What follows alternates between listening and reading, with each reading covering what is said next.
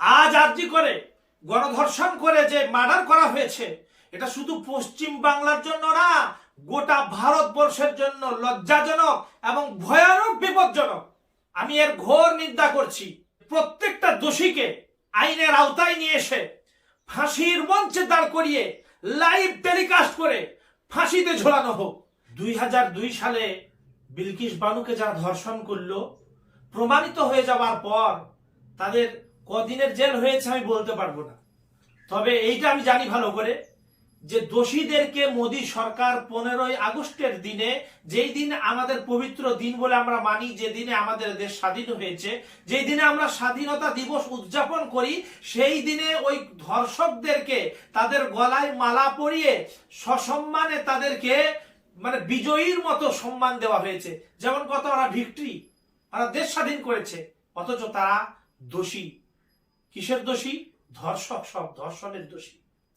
শুধু 2002 না, এরপরে দেখেন আসিফাকে যারা ধর্ষণ করলো, পণ্ডিতেরা 8 দিন 10 দিন ধরে তারা মন্দিরে রেখে একটা বাচ্চা 8 বছরের শিশুর সঙ্গে তারা ধর্ষণ করতে তাদের বুক কাঁপলো না, যেখানে ভারতবর্ষের আইন 18 বছর বয়সের আগে বিবাহ করলে তাদেরকে জেলে যেতে হয়।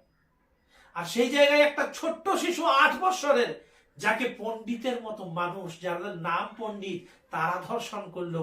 আজকে বলেন এরা আসিফার বিচার হয়েছে? তাদেরকেও সসম্মানের সঙ্গে ছাড়া হয়েছে। আজকে আমরা অপরাধী যেমন আরজি করের যে কেসটা আমাদের সামনে আসলো, এইরকম আরো কিছু কিছু কেস এসেছে, সময়ে সময়ে এইরকম প্রতিবাদ হয়েছে।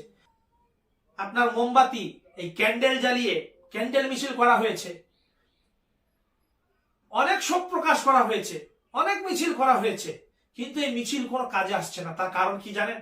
আমরা যে দেশে বাস করছি, এই দেশেতে আমাদের ভারতবর্ষে প্রত্যেক 16 মিনিট অন্তর অন্তর একটা করে রেপ হচ্ছে, ধর্ষণ হচ্ছে, খুন হচ্ছে, যেগুলো রিপোর্ট করা হয়। যাদের রিপোর্ট করা হয় না এরকম অনেক আছে। মানে পার ডে 86টা ধর্ষণ হচ্ছে, যেগুলো কেস ফাইল হয়, আর যেগুলো হয় না সেই রকম অনেক রয়েছে। আমার ভারতবর্ষে 170 জন মাননীয় এমপি মহোদয়দের নামে খুন, ধর্ষণ, মার্ডার, হাফ মার্ডার এই কেস রয়েছে। এই কেসেতে তারা জড়িত।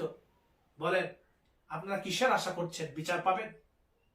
আপনারা ভোট দেওয়ার সময় খুনিদের দিচ্ছেন, ধর্ষকদের দিচ্ছেন, ধর্ষণকারীদের দিচ্ছেন, আর আজকে বলছেন আমরা বিচার নেব। পাবেন কি করে? আজকে অন্যায় নিরসন হয়ে যাবে যদি আরজি করে যে অন্যায় কাজটা করা হয়েছে, আমি আর বারবার নাম নিচ্ছি না, এই দোষীদেরকে লাইভ টেলিকাস্ট করে যদি ফাঁসি মঞ্চে দাঁড় করিয়ে ফাঁসিতে ঝোলানো হয়, বা বিশ্ব বাংলা গেটের কাছে একবার ফাঁসি দিয়ে দেওয়া হোক, দেখেন গোটা ইন্ডিয়া কেঁপে উঠবে যে আগামীতে খুন করা চলবে না, আগামীতে ধর্ষণ করা চলবে না।